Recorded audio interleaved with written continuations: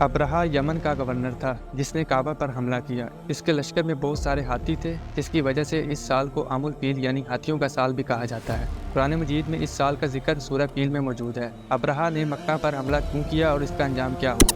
ابرہا نے یمن کے شہر صنعا میں ایک عالی شان چرچ تعمیر کیا جس کا نام الخلیج تھا۔ ابرہا مسیحی تھا، اس لیے وہ چاہتا تھا کہ عرب کے لوگ مکہ جانے کے بجائے اس چرچ کو اپنی عبادت کا مرکز بنائیں۔ اس نے یمن میں اعلان کروایا کہ آئندہ کوئی بھی حج کے لیے مکہ نہ جائے اور اسی چرچ کو بیت اللہ سمجھے۔ عرب کے لوگ اگرچہ بت پرست تھے، لیکن حضرت ابراہیم علیہ السلام کی تعلیم و تبلیغ سے کعبے کی عظمت ان کے دلوں میں پیوست تھی۔ اس اعلان کی وجہ سے عرب کے لوگوں میں شدید غصے کی لہر دوڑ گئی اور ان میں سے کسی نے رات کے وقت اس چرچ میں جا کر گندگی پھیلا دی، اور بعض روایتوں میں ہے کہ اس کے کچھ حصہ میں آگ بھی لگائی۔ ابرہا کو جب یہ معلوم ہوا تو وہ آگ بگولا ہوا اور اس نے قسم کھائی کہ کعبے کی اینٹ سے اینٹ نہ بجا دوں تو میرا نام ابرہا نہیں۔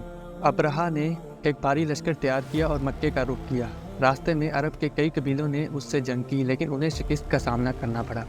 آخر کار ابرہا مخمس نامی ایک جگہ پر جا پہنچا جو کعبے سے 2 میل کے فاصلے پر ہے، اور وہاں پہنچ کر اس نے اپنے ایک سردار کو حکم دیا کہ اہل مکہ سے چھیڑ چھاڑ شروع کر دو۔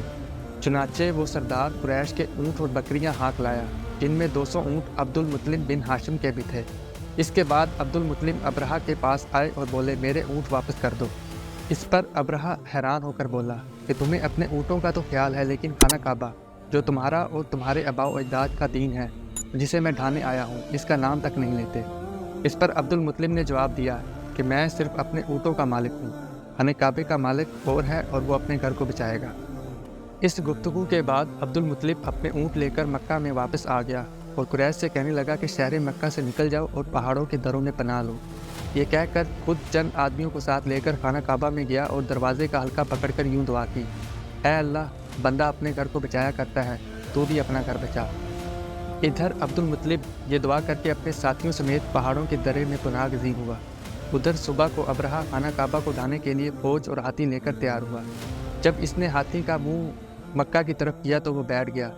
بہت کوششوں کے باوجود بھی ہاتھی نہ اٹھا۔ آخر مکہ کی طرف سے اس کا منہ موڑ کر دوسری طرف کیا گیا تو ہاتھی اٹھا اور تیز بھاگنے لگا۔ غرض جب بھی مکہ کی طرف اس کا منہ کرتے تو وہ بیٹھ جاتا اور دوسری طرف کرتے تو ہاتھی بھاگنے لگ جاتا۔ اسی وقت سمندر کی طرف سے ابابیل پرندوں کا ایک گول آیا اور پورے لشکر پر چھا گیا۔ ہر پرندے کی چونچ میں 3 کنکر تھے جو انہوں نے لشکر کے لوگوں پر برسائے۔ ان کنکروں نے لشکر کے لوگوں پر وہ کام کیا جو بارودی گولی بھی نہیں کر سکتی۔ جس پر بھی یہ کنکری لگتی اس کے پورے جسم کو چھیدتی ہوئی زمین میں گھس جاتی تھی۔ یہ عذاب دیکھ کر سارے ہاتھی بھاگ کھڑے ہوئے۔ لشکر کے سپاہیوں میں کچھ وہیں ہلاک ہو گئے اور کچھ جو بھاگ نکلے وہ راستے میں مرے، اور ابرہا کے جسم میں ایسا زہر سرایت کر گیا کہ اس کا ایک ایک جوڑ گل سڑ کر گرنے لگا۔